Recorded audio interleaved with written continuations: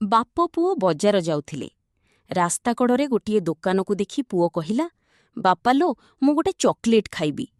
ପୁଅ କଥା ଶୁଣି ବାପ ସାଙ୍ଗେ ସାଙ୍ଗେ ଗୋଟିଏ ଚକୋଲେଟ୍ କିଣି ଆଣିଦେଲେ। ପୁଅଟି ଚକୋଲେଟ୍ର ଜରି ଖୋଲିବା ଅବସ୍ଥାରେ ହାତରୁ ଖସି ତଳେ ପଡ଼ିଗଲା। ପୁଅଟି ଚକୋଲେଟ୍କୁ ତଳୁ ଉଠାଇବାକୁ ଯାଉଥାଏ, ବାପା ବାଧା ଦେଇ କହିଲେ, ହଁ ହଁ, ଆରେ ସେ ଚକୋଲେଟ୍ ତଳୁ ଉଠାଉ ନାହିଁ, ଭଲ, ଆଉ ଗୋଟେ ଦୋକାନରୁ ଆଉ ଗୋଟେ ଚକୋଲେଟ୍ କିଣିଦେବି। ତୁ ସ୍କୁଲରେ ପାଠ ପଢ଼ୁଛୁ କିରେ? ତ ମାଷ୍ଟର ଏତିକି ଶିଖାଇ ନାହାନ୍ତି ତଳେ ପଡ଼ିଥିବା ଜିନିଷ ଉଠାଇ ନେଇ ଖାଆନ୍ତି ନାହିଁ ବୋଲି। ବାପ କଥା ଶୁଣି ପୁଅଟି କିଛି ନ କହି ନୀରବ ରହିଲା। ଆଉ ଦିନକର କଥା, ବାପ, ପୁଅ ଓ ମା ତିନିଜଣ ବଜାରକୁ ଏକ ସ୍କୁଟର ଯୋଗେ ଯାଉଥାନ୍ତି। ରାସ୍ତାରେ ଏକ ହମ୍ପ୍ସ ପଡ଼ିଲା। ସେହି ହମ୍ପ୍ସରେ ଗାଡ଼ିଟି ସାମାନ୍ୟ ଆଘାତ ପାଇବାରୁ ମା ତାର ସ୍କୁଟରରୁ ଛିଟିକି ତଳେ ପଡ଼ିଗଲେ।